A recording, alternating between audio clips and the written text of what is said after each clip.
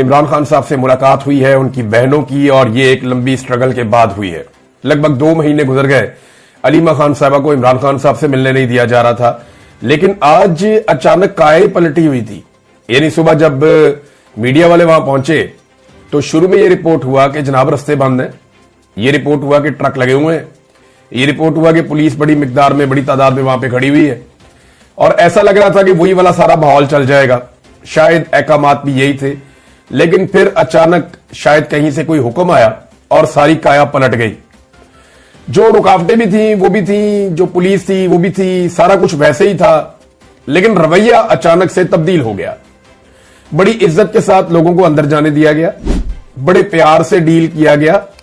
تقریباً 200 سے 300 بندہ جو ہے وہ پاکستان تحریک انصاف کا، کیونکہ ڈیفرنٹ لوگوں سے بات ہوئی، کسی نے کہا 200 سے زائد سے، کسی نے کہا 300 سے زائد تھے، تو 200 سے 300 سے زائد پاکستان تحریک انصاف کے لوگ آئے ہوئے تھے۔ کسی کو بھی پولیس کی جانب سے یا انتظامیہ کی جانب سے تنگ نہیں کیا گیا، اور بیرسٹر گھور وہ ملے ہیں، سلمان صفدر صاحب وہ ملے ہیں، ظہیر عباس ایڈوکیٹ وہ ملے ہیں، اور عمران خان صاحب کی تینوں بہنوں کی بھی عمران خان صاحب سے ملاقات ہوئی ہے۔ وہ ملاقات جو لگ بھگ کئی مہینوں سے جس میں پریشانی پیدا کی جا رہی تھی، وہ ملاقاتیں اب ہونا شروع ہو گئی ہیں۔ امید کرتے ہیں باقی لوگ بھی ملیں گے۔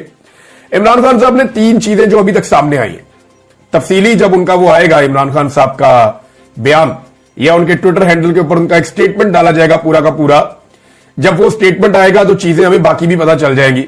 لیکن ابھی تک جو عمران خان صاحب کی 3 چیزیں سامنے آئی ہیں، ملٹری کورٹس کے حوالے سے بڑا کلیئر ایک موقف دیا ہے، اور نمبر 3 عمران خان صاحب نے 26ویں آئینی ترمیم کے بعد جیسے عدالتوں کو یرغمال کر کے ملک میں مارشل لا لگایا گیا، یہ ساری چیزیں عمران خان صاحب نے بتائی۔ فی الحال یہ چیزیں ہیں، اور جو عمران خان صاحب کی بہنوں نے دیگر چیزیں بتائی وہ بھی آپ کو میں بتاؤں گا۔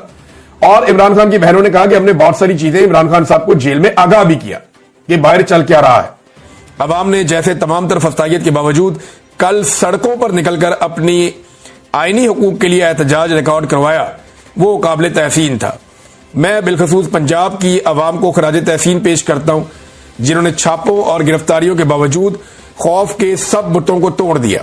سندھ، بلوچستان، گلگت بلتستان، آزاد کشمیر، پنجاب اور خیبر پختونخوا کی ملک گیر احتجاج میں شامل ہوئے وہ شاباش کے مستحق ہیں۔